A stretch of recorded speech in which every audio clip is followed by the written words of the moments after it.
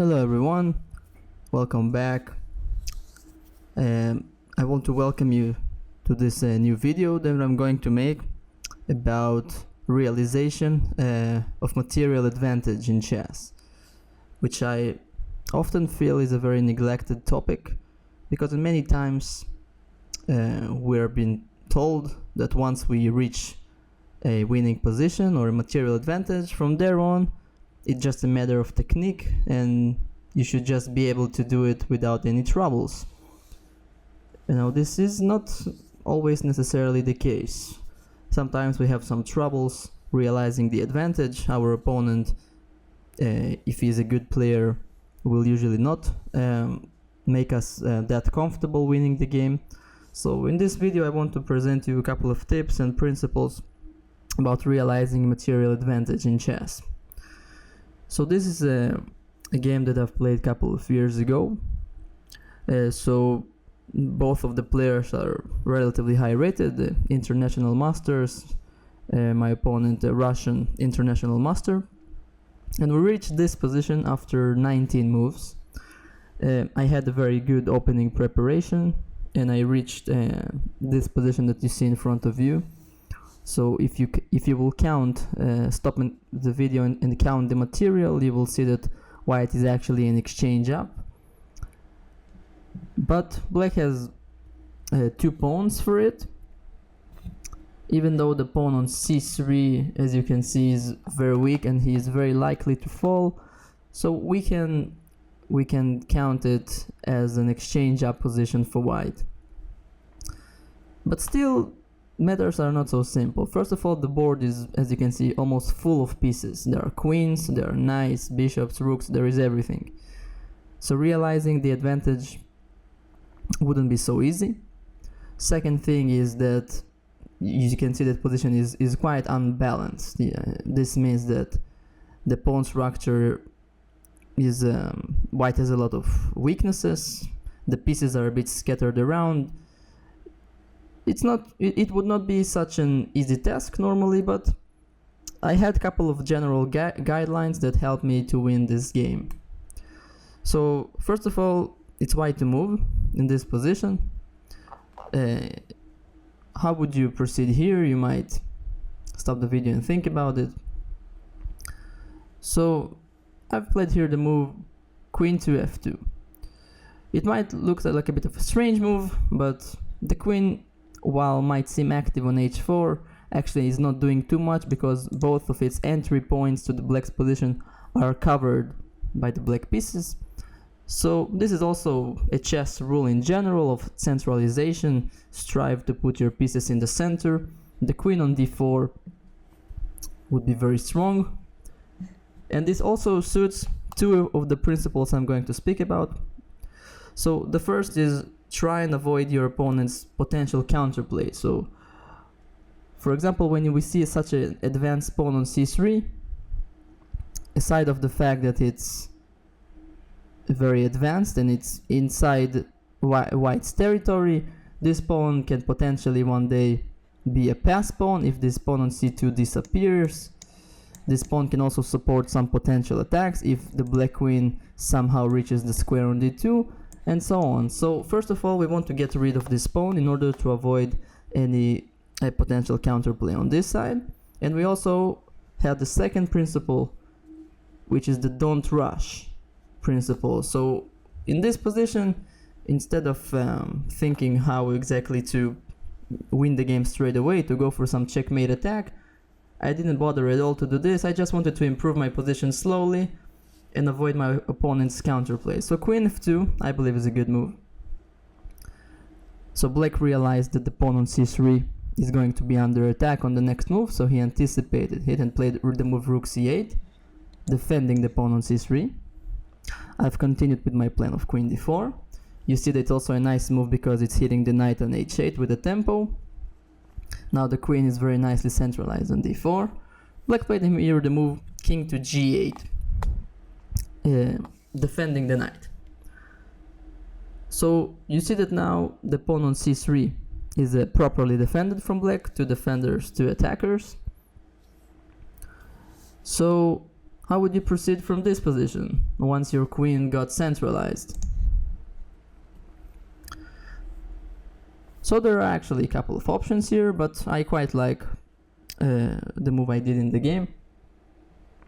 So white played queen to b4, which is the third and perhaps one of the most important principles when realizing an advantage is striving for simplifications. This is something I guess many of you heard many times since they were beginners. When you have material advantage, try to exchange pieces, especially queens if you can, and this principle applies here very well. White is very happy to exchange queens. Black on his side does the right thing. He did not allow the exchanges. He played the move queen to c7. So the queen has to still protect the pawn on c3. And now, another interesting question. So we remember that the pawn on c3 is a very annoying pawn which is in our territory of the board, and we want to get rid of it. How can we do it as white? Once again, you might stop the video and think about it.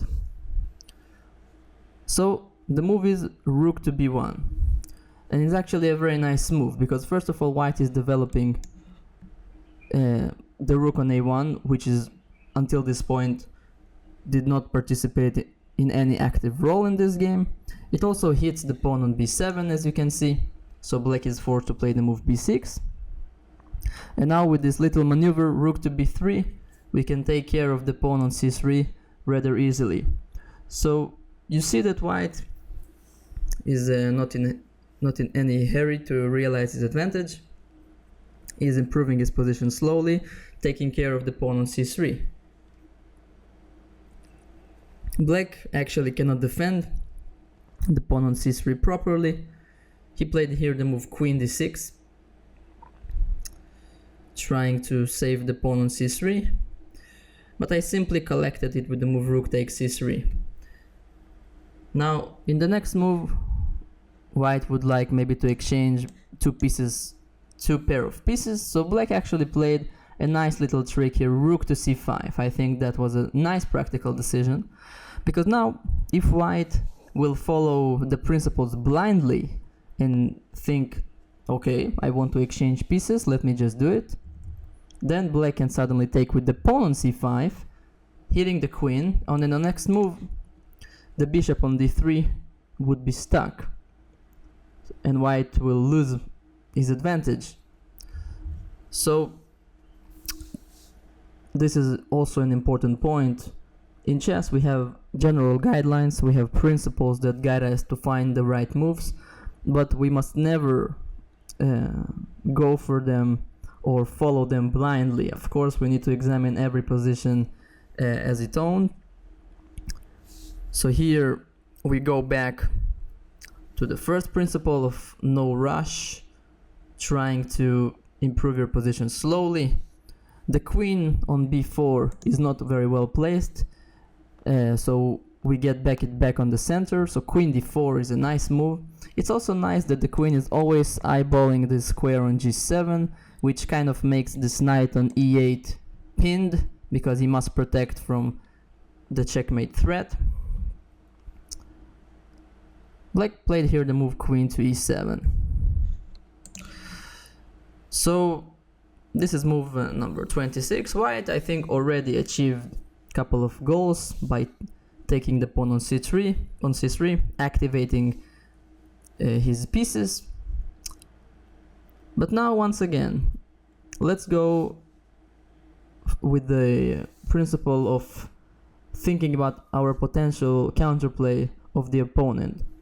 So let's suppose we are black here, and black is desperate for counterplay. We see that his knights are very badly placed on the edge of the board.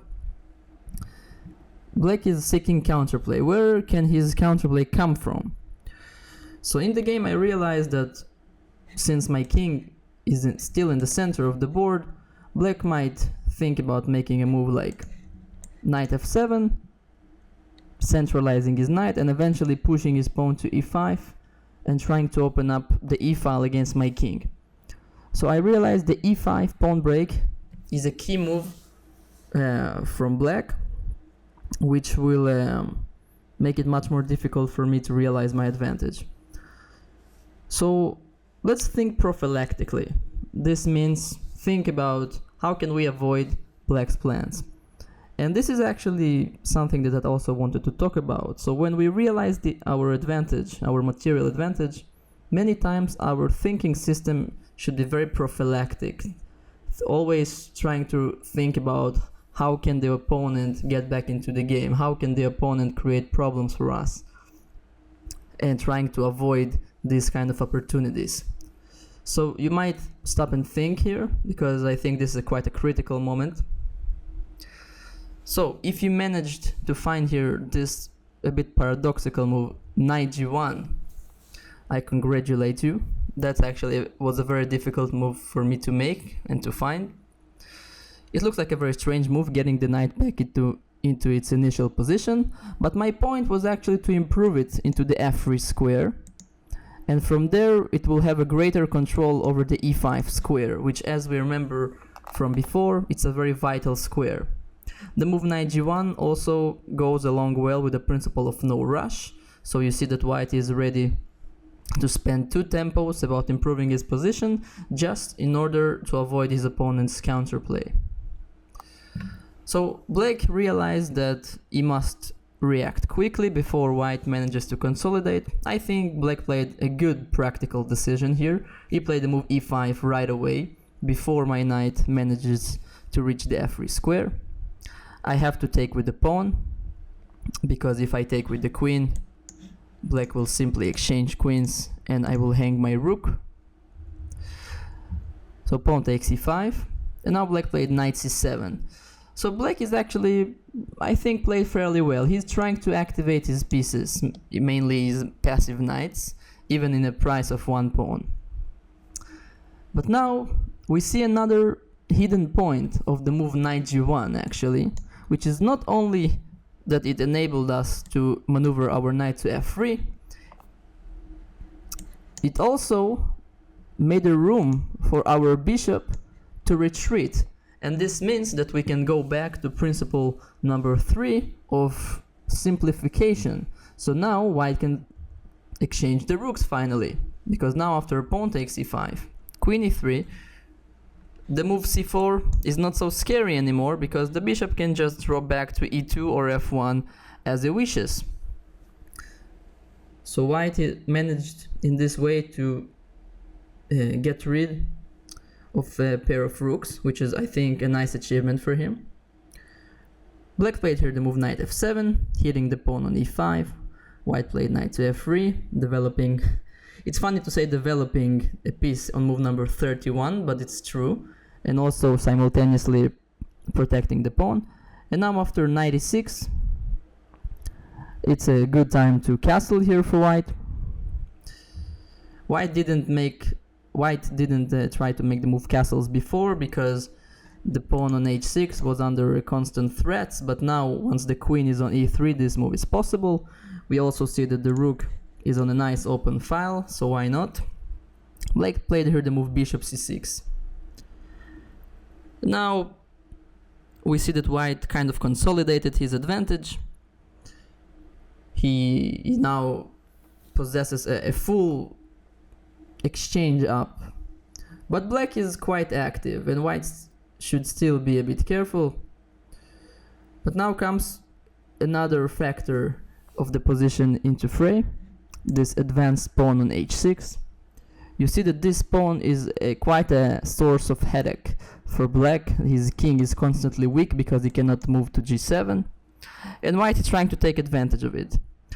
So this is also a chess principle in general, not only when realizing an advantage. You should always strive to improve your pieces and also improving your worst piece first. So who is the worst placed piece of white?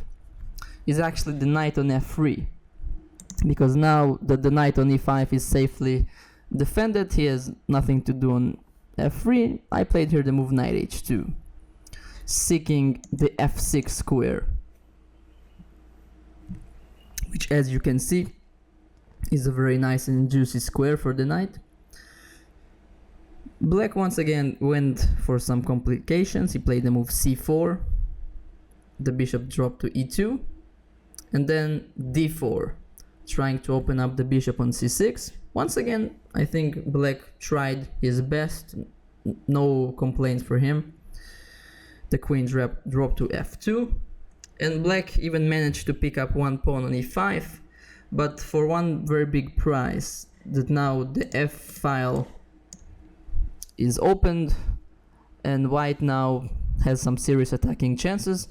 But let's not forget about the principles we stated in the beginning.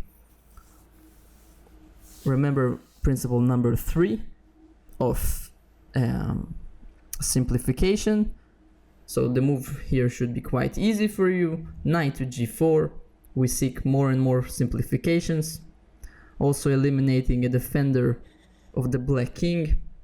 Black doesn't have too much choices. He took on g4, bishop takes knight, bishop d5 was played, and now once again principle of simplification, bishop takes knight on e6, bishop takes on e6, and queen takes on d4. So white in this position has already managed to exchange almost all of the pieces. If we compare this position with the starting position that we've seen, it's much more simple to win such a position with only queen and rook versus queen and bishop. We can also see that if this is not enough, the black king is also extremely exposed, and actually after the move bishop to f5, trying to block the f file, queen takes c4 check, black actually resigned here because the material advantage of white is already overwhelming, and also his king is very likely to get under serious attack, so he didn't see any point of continuing this game. So let's try to draw some conclusions. Basically what we saw here, that white always, and this is first and foremost, always be aware of your opponent's counterplay.